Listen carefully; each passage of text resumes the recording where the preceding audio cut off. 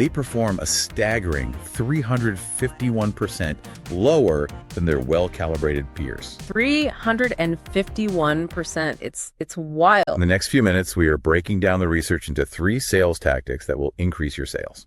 And it completely shatters that old fake it till you make it mentality. This is Inside Sales Geek, where we translate academic sales research into practical strategies that actually work. Glad to be here. So today, we are unpacking a really comprehensive 2021 study from the Journal of Marketing. It's titled Emotional Calibration and Salesperson Performance. Right. And what makes this one so good is they didn't just study, a bunch of undergrads in a lab. They looked at real-world data from real estate agents, fitness center counselors, B2B distributors, and insurance reps. Exactly. 4 different field studies. And the mission here is to solve this mystery of why standard emotional intelligence, or EI, doesn't always lead to better sales. Yeah, the data on EI has been super chaotic. Sometimes it helps, sometimes it does nothing, and sometimes it actually hurts. Which makes no sense until you introduce the missing piece they found, which is emotional self-efficacy, or ESE. Right. So to define that simply, emotional intelligence is your objective, actual ability to read a room and manage emotions. Emotional self-efficacy is your subjective belief in that ability. It's how good you think you are. Think of it like driving. EI is your actual skill behind the wheel. ESE is your confidence.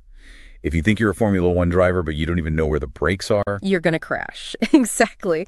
The magic only happens through what they call emotional calibration, which is the interaction between your actual skill and your confidence. So let's get right into the practical application. Tactic number 1 for your team. Stop faking confidence and calibrate it instead. Here's what surprised me about this research. We've always been told to look for swagger, right? But the researchers mapped out 4 quadrants of salespeople, and the absolute worst performers aren't the ones with low skill and low confidence. No, the worst group is quadrant 2. Emotionally overconfident, high confidence, 0 actual skill. The inattentive rep. Picture a sales counselor giving a gym tour. They expect to close, so they're just flooded with eager, excited energy. But because they lack actual emotional intelligence, they can't regulate it. Right. They're so busy bragging about the state-of-the-art treadmills that they completely miss the fact that the customer is totally intimidated by the weight room and just wants to know about beginner yoga. They come off as uncaring and self-centered.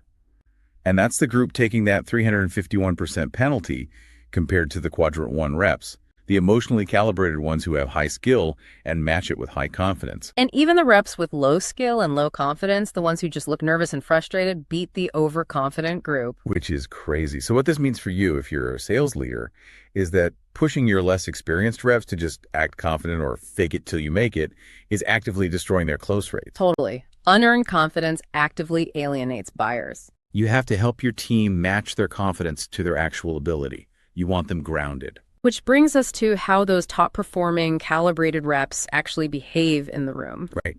Now, here's where it gets interesting. The secret weapon isn't some aggressive closing technique.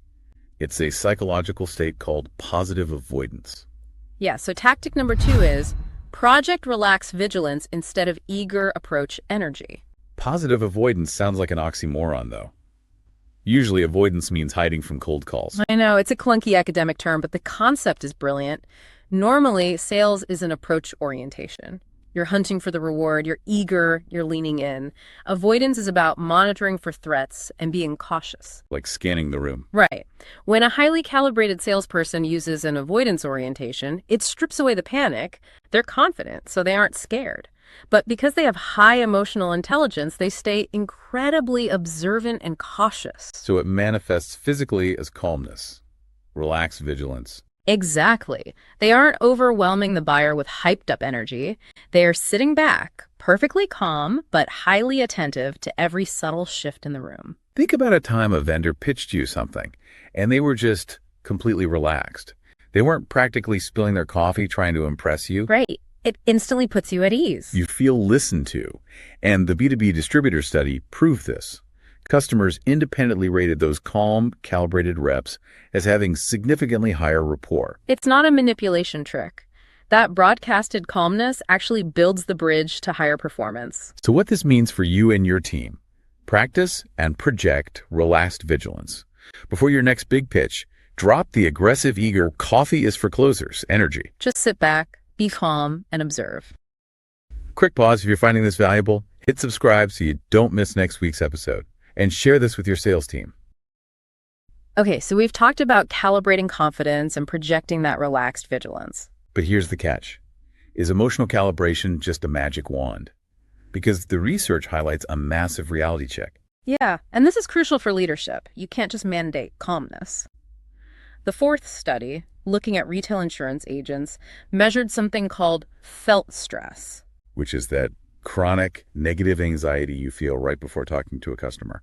Fear of missing quota, fear of failure. Right. And felt stress completely wipes out the benefits of emotional calibration. Totally neutralizes it. If your environment is draining your cognitive battery, you physically cannot model that relaxed vigilance. Your nervous system won't let you. You carry that stress into the room, and the buyer smells it on you. And the data showed it doesn't even take a full-blown panic attack. Just a moderate amount of background job stress ruins the effect. Which ties into the other barrier, job tenure, the authenticity filter. Oh, this is huge. This next part is crucial if you're hiring. Right. The B2B study showed you can't just take a 22-year-old rookie and tell them to act super relaxed during a multi-million-dollar pitch. Because it looks fake. Exactly. A veteran rep who is calm looks authentic. They have the industry knowledge to justify being that relaxed.